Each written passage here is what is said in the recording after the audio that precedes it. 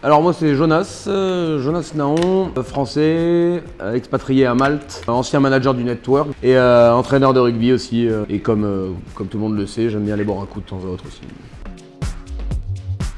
Alors ça fait 8 ans que je suis à Malte.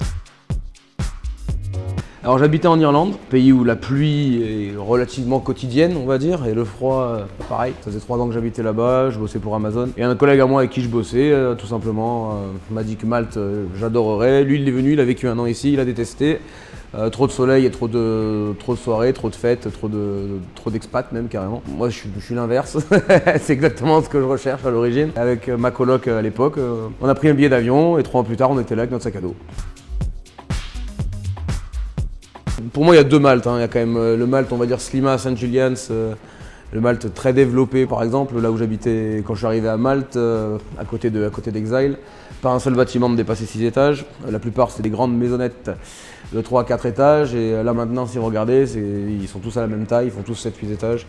Ils ont tous la même tête, il n'y a aucune âme dans ces bâtiments quand tu compares à des bonnes vieilles maisons maltaises, à Gozo, à Zeebouge.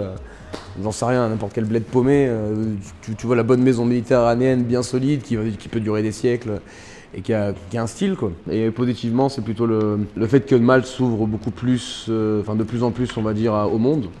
Il y a encore 25-30 ans, il n'y avait quasiment personne à part des Maltais à Malte. Là, ça change complètement. Le nombre d'expatriés à Malte a complètement explosé, avec ses bons et ses mauvais côtés. Quand on fait la balance, quand on fait l'équilibre, je me dis que le fait qu'ils s'ouvrent à l'étranger, ça va leur apporter plus de bien que de mal, sur le long terme en tout cas. Oula, vous avez 2 heures. Ouais. Alors oui, colère et frustration sont littéralement les bons mots. Que pour vite fait les petites histoires, moi professionnellement parlant, donc le bar on a dû le fermer. Là il est en vente. Donc j'en profite pour passer un message. Si vous connaissez des acheteurs potentiels, n'hésitez pas à me contacter. Ça c'est fait. Mais ouais, donc du coup ça s'est passé en mars, 2 semaines avant qu'ils ferment toutes les boîtes, tous les bars. Il y avait quasiment plus personne déjà qui sortait. Donc on a fermé le bar, on ne savait pas du tout ce qui allait se passer le lendemain, 1 semaine plus tard, 1 mois plus tard, car le gouvernement repoussait tous les mois, on va dire, les dates de réouverture, les restrictions et tout ce qui va avec. Donc on a vécu pendant 1 an avec une épée de Damoclès sur la tête, tout simplement. On a réouvert le 1er juillet. On a énormément galéré parce qu'avec toutes les restrictions en place, une boîte de nuit n'est plus une boîte de nuit quand t'as plus le droit d'être debout par exemple. Après je comprends, il y a des restrictions sanitaires, il y a des problèmes, donc nous on respectait en tout cas toutes les règles sanitaires. Sauf que le 1er octobre, le gouvernement a repris la décision de nous refermer. Ça a sonné la fin de l'aventure. Et c'est dommage parce qu'un peu plus de 2 ans, on avait vraiment créé une sorte de communauté autour de ce bar. Une communauté française bien entendu, avec énormément de Français qui venaient ici, qui ont fait des grosses rencontres, que ce soit professionnelles, amicales, sentimentales, amoureuses et autres. Alcooliques, faut le dire. Ça commençait vraiment à prendre, c'était vraiment au bonnard, c'était un plaisir de venir au boulot pour tout le staff quoi, et au final voilà, ça s'est détruit. Et ça c'est un petit message que j'aimerais bien faire passer à tous les gens qui pensaient que c'était une bonne chose que tous les bars et boîtes ferment juste parce que les patrons de bars ou de boîtes sont censés avoir beaucoup d'argent. Je vous rappelle un truc tout simple, il y a des gens qui bossent dans un bar et ces gens-là sont généralement des serveurs, des barman, des cuisiniers qui n'ont pas forcément les plus gros salaires au monde. Et en fait, en réfléchissant un peu, vous verrez que tous ces gens-là se sont retrouvés dans une galère monumentale car aucune aide gouvernementale. Malgré tout ce que vous avez pu entendre, ce n'était pas du tout le cas de tous les bars, restaurants et boîtes de nuit d'avoir une aide. Donc nous n'avons rien eu, pas de salaire bien entendu. Non, c'était une galère, 1 an sans boulot, 1 an sans savoir de quoi la vie va être faite et 1 an à entendre des gens qui n'ont jamais travaillé dans un bar ou qui ne connaissent pas du tout ce milieu nous critiquer parce qu'on essayait tout simplement de survivre. Et pendant 1 an, quand tu te fais critiquer parce que tu essaies de survivre, j'avoue que ça, pas envie d'être vulgaire, mais c'est chiant quoi. C'est casse bonbon, hein, restons polis. Donc je me suis pris 2 mois pour moi, tout simplement, profiter un peu de Malte, de la vie à Malte, parce que c'est quand même, une fois de plus, un beau pays. Et avec le fait qu'on est en hiver, il n'y a pas grand monde en plus dans le pays, il y avait moyen de pouvoir profiter, de faire des bonnes randonnées, faire des activités tout simplement dehors que j'avais pas forcément le temps de faire en travaillant de nuit dans un bar. Et après, donc, forcément à un moment donné, il faut essayer de retrouver un boulot, donc je suis revenu à ce que je faisais avant, c'est-à-dire de la traduction. Donc beaucoup de traduction d'anglais à français, français à anglais en freelance, et de l'affiliation. J'allais partir de Malte en vrai il y a 3 ans. J'ai eu un peu un coup de mou, on va dire, suite à différents problèmes à droite, à gauche. Et je me suis dit que j'avais envie de rechanger de pays parce que j'avais fait le tour de la chose. Et en fait, non, l'opportunité justement du network est arrivée. Et comme je disais tout à l'heure, aller au boulot avec un sourire et essayer de construire quelque chose, parce que ce bar n'existait pas. L'emplacement où est ce bar, jamais rien n'a marché ici, en fait, tout simplement. Jamais rien n'a tenu plus de 10 mois, je crois. Même à l'époque, il y avait eu un Costa Coffee ou un Starbucks et même ça n'a pas réussi à marcher. Donc là, le challenge était bon, l'aventure était belle, donc je suis resté à Malte à cause de ça, enfin grâce à ça, pardon. Mais sinon, non, le fait que la vie soit facile, le climat, quand je me lève tous les matins, que je vois le soleil et la mer, en vrai, c'est fantastique. Le fait qu'il y ait une vingtaine de pays à moins de 2 heures d'avion, quand le Covid sera fini, là c'est compliqué, mais ouais. Je le vois pas là.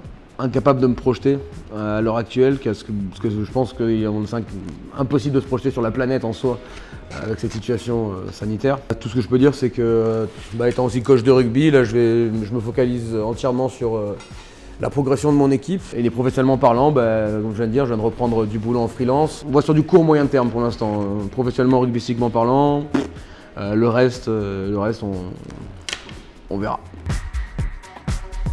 Quand je suis arrivé à Malte, comme je fais dans tous les pays du monde, pour moi le meilleur moyen de trouver des informations, des potes, un boulot, quel que soit ce que je recherche dans le nouveau pays, c'est de rejoindre un club de rugby. Car c'est ma passion, c'est un endroit où les gens sont solidaires, où tout le monde s'aide, et forcément dans un club de rugby il y a toujours entre 30 et 50 personnes minimum.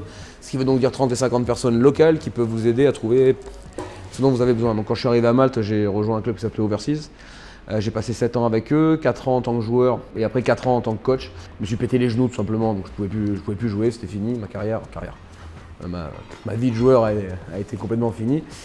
Donc voilà, 7 ans dans ce club-là, gagné beaucoup de titres, c'était bien cool, rencontrer des frères. C'est pas très bien fini on va dire, mais donc en gros j'ai rejoint un nouveau club qui est donc les Falcons cette année.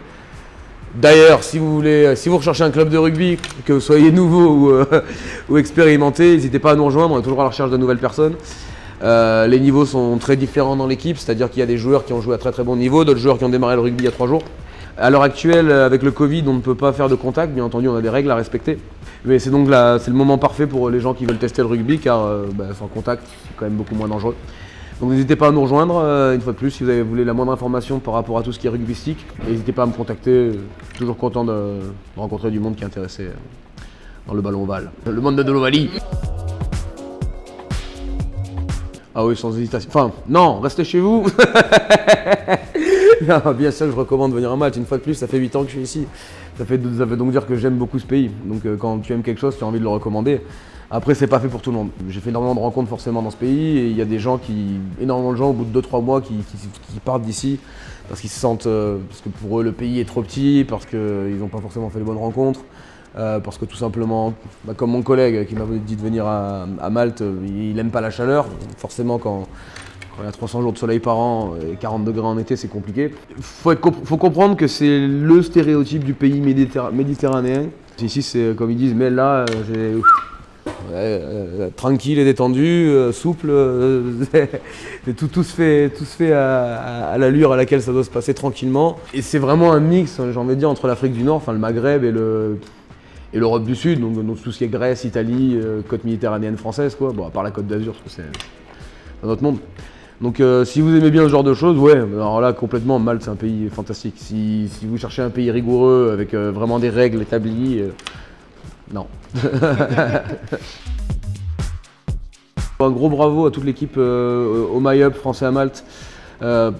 À l'origine, France à Malte, déjà que je côtoie donc depuis 8 ans forcément, parce que c'est comme tout le monde, comme les 95% des Français qui viennent dans ce pays, des francophones, pardon, se joignent à ce groupe, c'est une mine d'or d'informations. Et donc maintenant, depuis que je disais, au MyUp a repris en plus, c'est devenu beaucoup plus propre, j'ai envie de dire, beaucoup plus structuré, avec un site internet il y a toutes les informations possibles et imaginables. Même moi, je vais sur ce site pour aller trouver des informations des fois, alors que je suis censé au bout de 8 ans tout savoir. Donc non, un gros bravo à eux. Merci aussi pour ce petit moment intéressant qui permettra à certaines personnes de mieux me connaître et de pas passer pour le méchant Jonas sur Facebook qui aime bien clasher les gens qui ont des questions débiles. Les questions, il n'y a pas de questions débiles, des questions moins opportunes. Hein. Et ben voilà, petit mot de la fin, profitez bien de votre séjour à Malte, que vous soyez ici pour peu de temps ou pour longtemps. Et j'espère vous voir au détour d'un bar pour boire une bonne bière, tout simplement.